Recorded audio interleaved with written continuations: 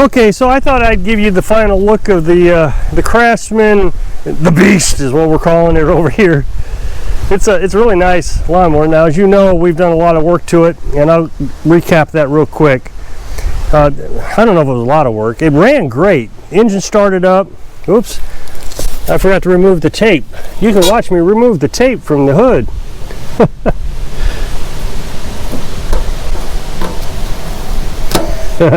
I bet there's one on the other side too. Yep.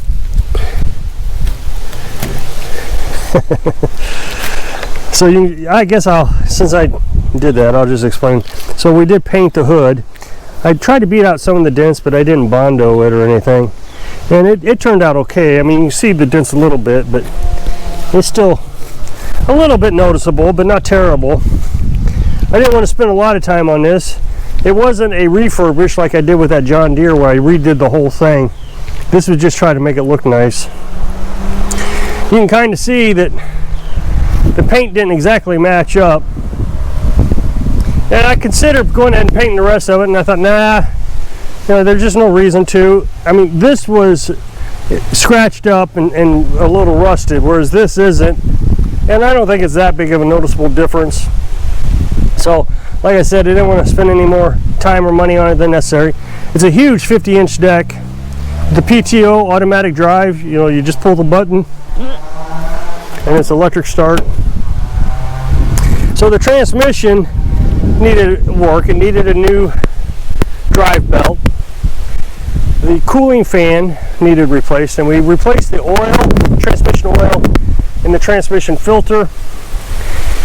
And we got all that taken care of, and it ran flawlessly. I was very concerned that it wasn't going to do well, that I was going to replace the transmission or something. I could find a used one on eBay for $149. That would have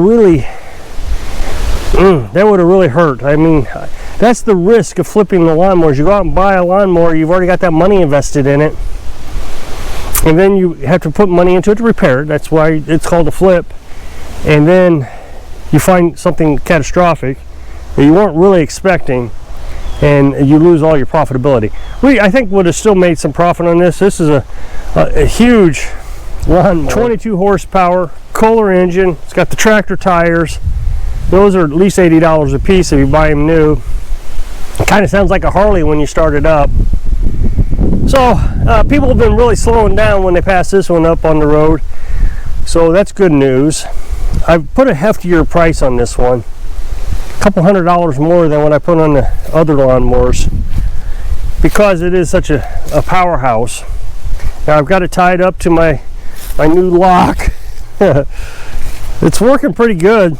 I was trying to hammer this in with the sledgehammer. I wanted to get it a little deeper, and I missed and hit this a couple times, and it bent it, but it didn't break the weld, so that's fantastic.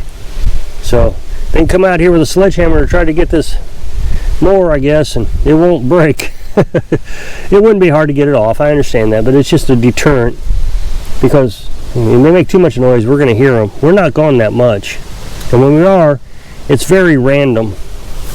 So very happy with how this turned out. We really didn't spend a lot of money to buy it, and the cost that we paid for it, we also put in parts, so we had to double it. Purchase price times 2 is what we ended up doing. So Carolyn's been cleaning up this fence line here. She likes to get in these spring and fall time projects, so she's been cleaning this up. And of course, she dragged all that stuff out here. I took that big mower, and I mean, it just absolutely disintegrated it. It didn't even ask questions, didn't bog down, nothing. Takes a lot of gas. I poured some gas in it, and then it ended up leaning over here just a little bit. It leans, and all that gas went one side of the tank, and it died. That was the only problem I had with it.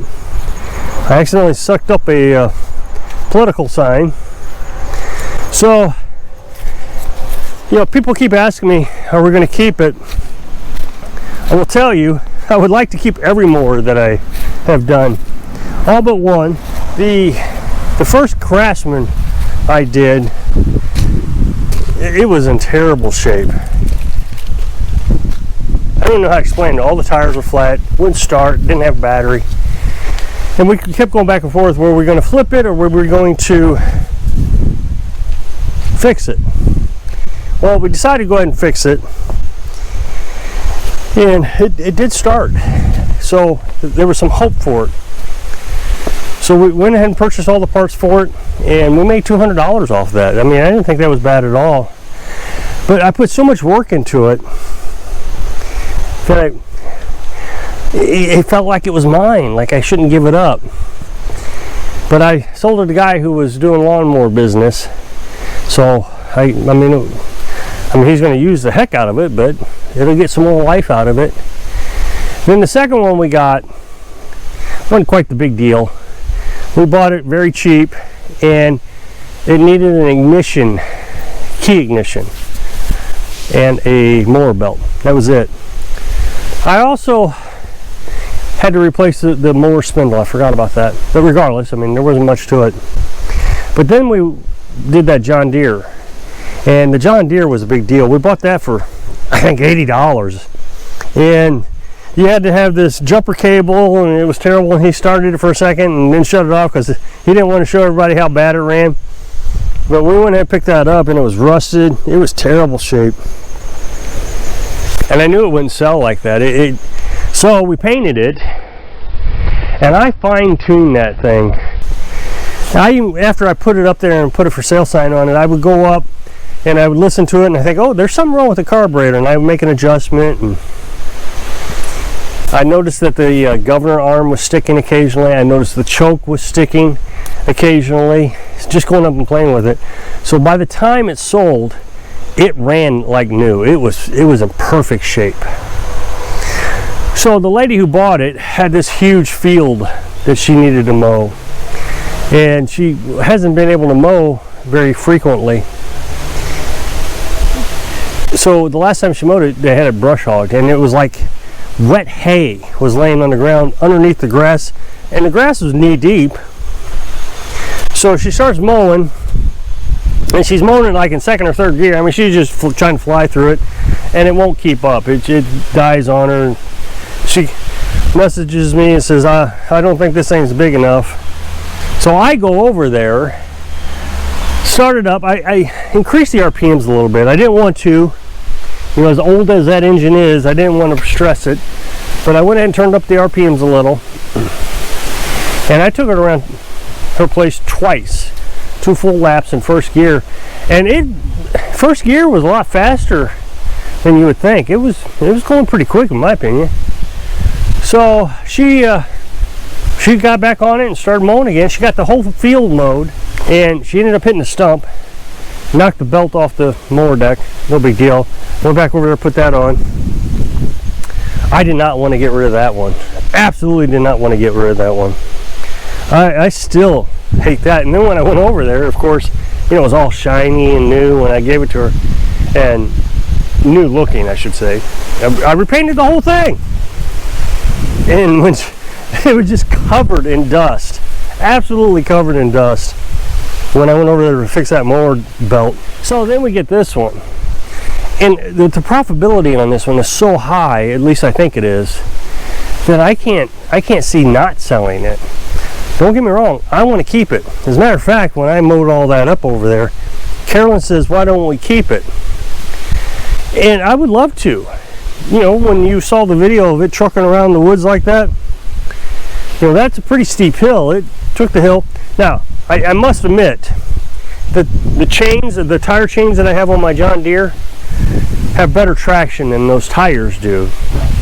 But those tires have much better traction than just regular tractor lawnmower tires. So it's not like I'm getting anything better out of this mower if I kept it. I still have to put chains on it. So I just will keep the John Deere. I mean, John Deere does fine, but it doesn't have the power. The John Deere doesn't have the power this has. But I keep thinking, what do I need the power for? But the thing is a 50-inch mower deck.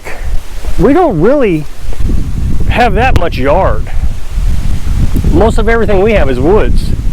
And we've got some yard, but the yard chicken run, of course, that's going to come down soon. And the camper, But it doesn't take long to mow this grass.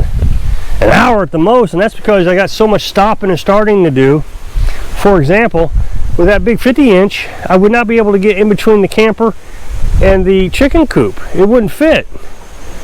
So the 48-inch, the John Deere, I think it's 48 inches. No, 42 inches, excuse me. It barely fits in there. And then, you got stumps.